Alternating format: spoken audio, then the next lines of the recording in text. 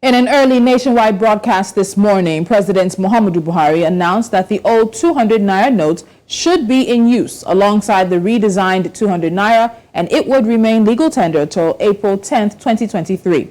The president also pointed out that in line with Section 20, subsection 3 of the CBN Act 2007, all existing old 1,000 and 500 naira notes remain redeemable at the CBN and designated points. The CBN had said on Tuesday that the 200, 500 and 1,000 naira notes, the old ones, were no longer legal tender. Joining me now is Muktar Mohammed, financial analyst and the CEO of Asher Dynamic Solutions. Muktar, I'll really start with asking you, how do you feel about the president's speech this morning? I know a number of people have been asking for the president to address Nigerians, particularly on this naira scarcity in the lead up to elections, and he has finally had a few things to say. It wasn't a very long speech, just around 15 or so minutes there it was. But do you think what he did tell Nigerians has been able to sort of calm and allay some of the tension so far, particularly on this naira scarcity issue? I don't think so yet. He said what he has said. I think the bank has to deliver on what he has just said before Nigeria will have that calmness. He has said so many things before now. The bank has not delivered on them. The CBN have not delivered. Remember, he shifted it and he said that the CBN have assured him that they will make this currency available for Nigerians. But that didn't happen. So definitely, it's not something yet for us to celebrate. But I think if they are able to deliver, it will dousing the tension a little bit. But as it stands now, I think even before he said it, the little bit of improvement, let's say yesterday, and I mean the queues are not so much, not because Nigerians are getting the notes more, it's just because people are beginning to look for alternative channels of doing their businesses. I was going to point that out. Is it because they've actually gotten it, or because maybe people are literally giving up? So let's go to the main points now. President Muhammadu Buhari has said that the old 200 naira note should be in circulation with the new 200 naira note at least until April the 10th. That's about 90 or so days now, a 3-month extension for just that particular denomination. So is there anything that you think makes 200 naira more attractive, or more of the one to choose in this situation? 1,000 naira is there, 500 naira is there, but it's 200 naira that he's making easily more accessible for Nigerians by his speech. I don't know where you know why he's making that easily more accessible. He feels that those are the money that average Nigerians normally carry around. Most Nigerians carry around, especially those in the informal sector or those in the rural area. I remember before now, the CBN had made us understand that even the ATM machines are supposed to be loaded with only 200 naira note. I think it's just a follow-up to that effect, because they said, if you want to collect the 500 or the 1,000 naira note, you need to collect it from the counter. So I think it's the same thing that you are still doing, but in a different way. And the president is saying, okay, you have that. And again, you know, the season that we are in is definitely what is causing all this movement, because it's not easy to carry 200 naira note cash to a polling center to try to do vote buying, as it's easier to go with 1,000 or 500 naira note. I think it's still, but maybe when you look at the security challenges, like he said in his speech, he said it seems that the security challenges have reduced since the coming up of this policy. And I think I cannot but agree with him, because we've not been seeing the kidnapper asking for ransom like they used to ask before, because the fund is not even there. So I totally buy that idea in the area when it's going towards security. But economically, it's not doing the nation any good. And if you have to go to an ATM to withdraw 10,000 naira, you have to do it to 200 naira notes. I think for people in the urban area, that could be a security challenge for them, because somebody will just know you're holding a lot of money.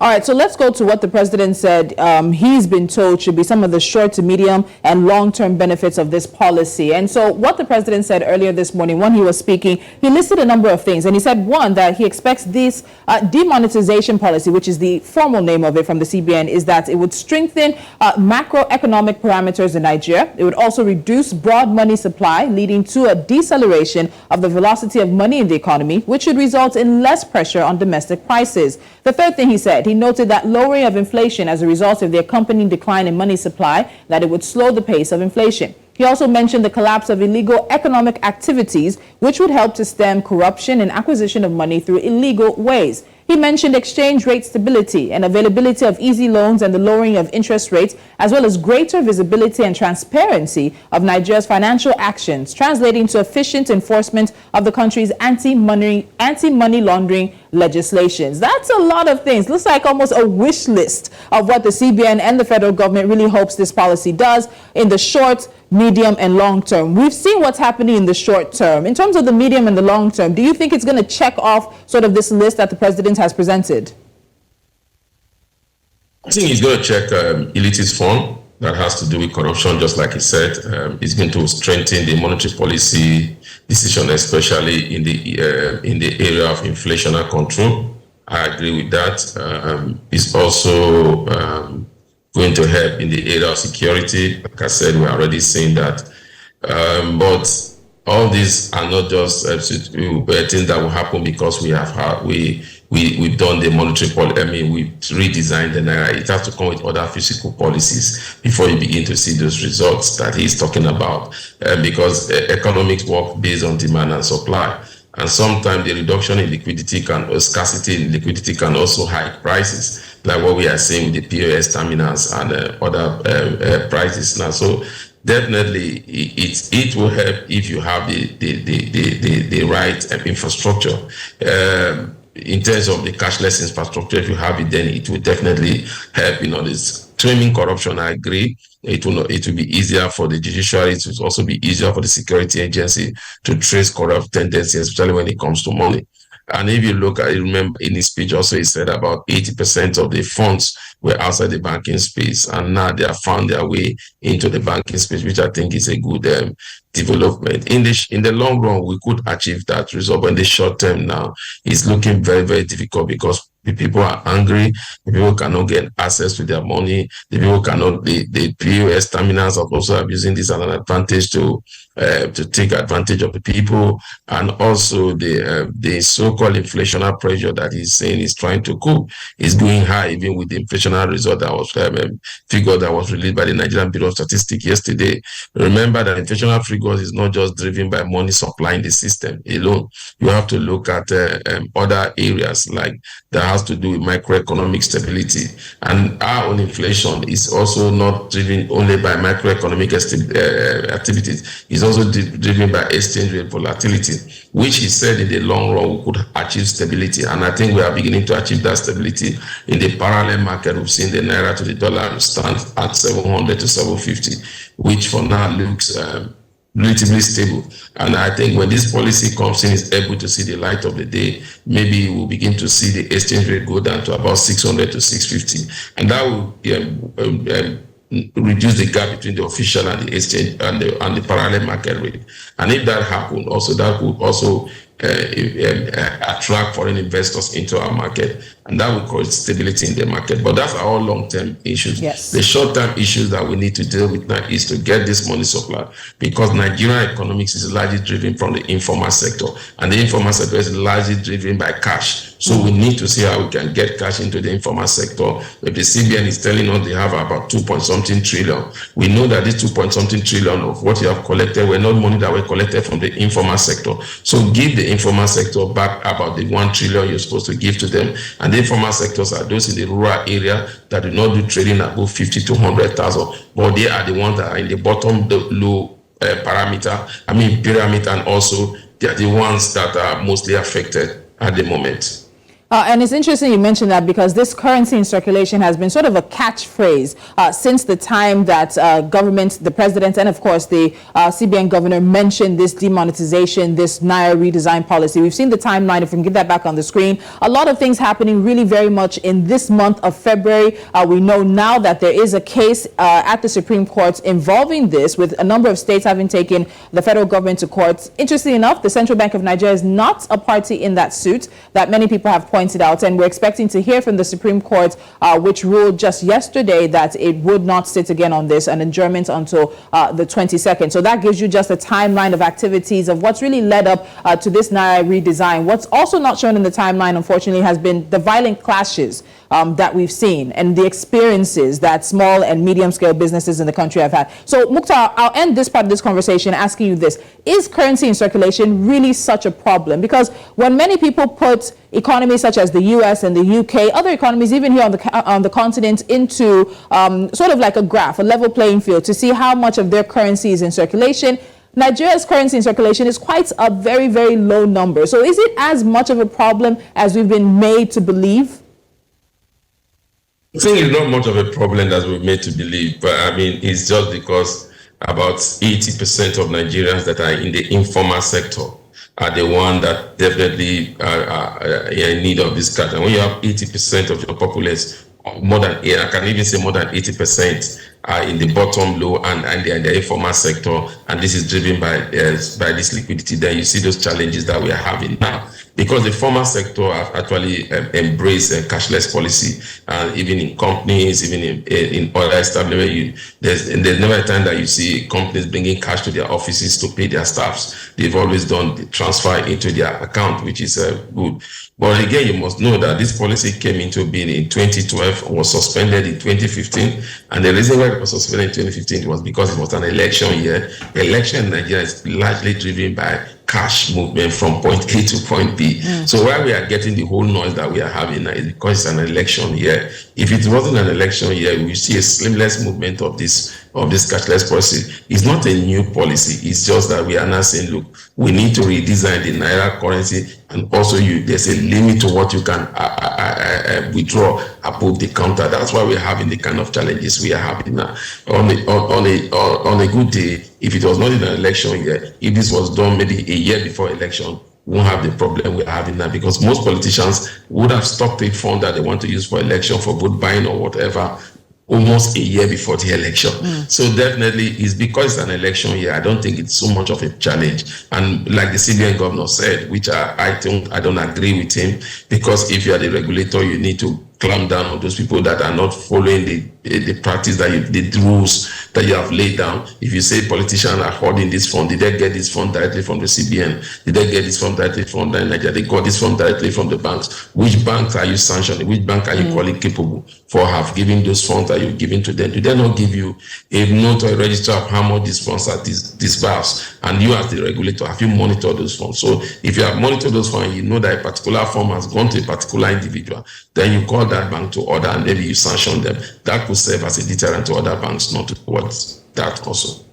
All right, so a story that may have gone under the radar, especially as Nigerians are dealing with the naira scarcity, and yes, in some parts of the country are continuing fuel scarcity as well, is the fact that Nigeria is now taking aim at achieving a long-term developmental goal of becoming an upper middle income country. Now, this has been outlined in the Nigeria Agenda 2050. The country is looking to move up from its lower middle income status to an upper middle income status in order to increase economic stability, improve quality of life, and also promote social and economic growth. The agenda was presented at the National Executive Council meeting on February the 14th by the Ministry of Finance, Budget and National Planning to state governors and also other members of NEC, including federal ministers. So, Muktar, let's go into this. This is something that a lot of people probably won't focus on because of the situation happening now, but it is quite interesting to see that Africa's largest economy wants to join what is a bit of an exclusive club here on the continent. There are just about 7 African countries that are upper middle income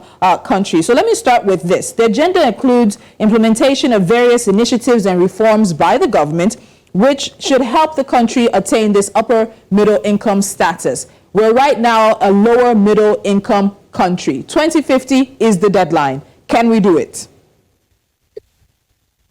I'm sitting now with what we are saying.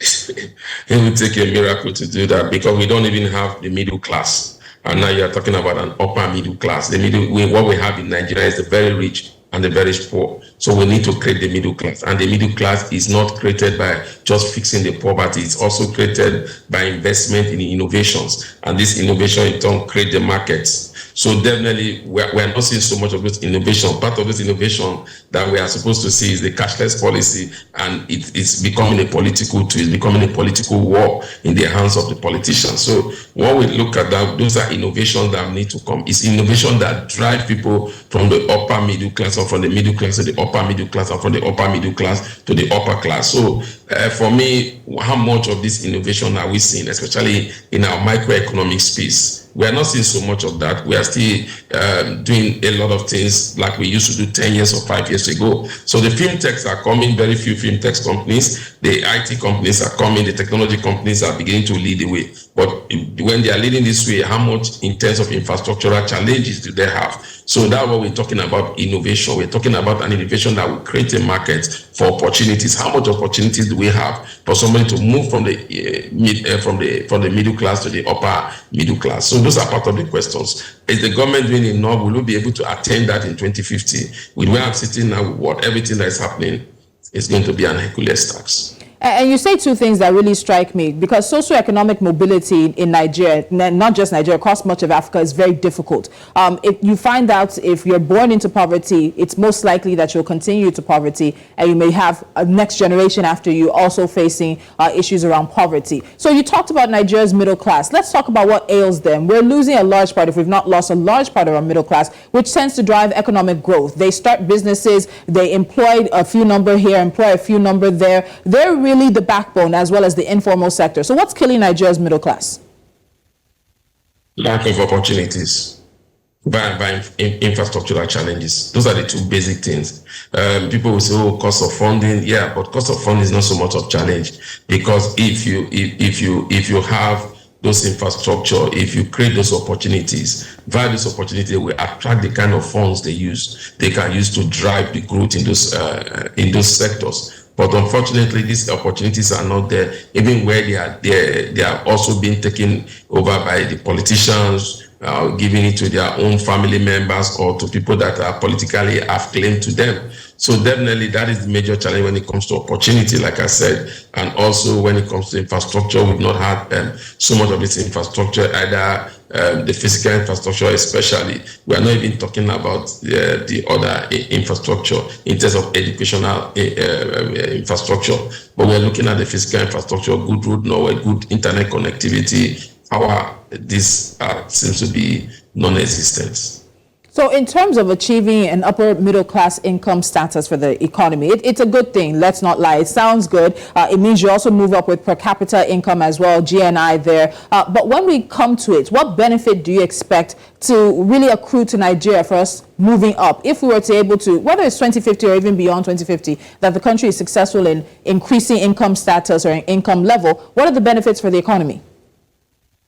Massive benefit. You need to go back to the first time, I think it was 1999, when we have the President Olusegun Obasanjo came to power, and the economy was open up. We have the private sector, we're driving the economy, the communication sector came in, the telecommunication sector came into play also.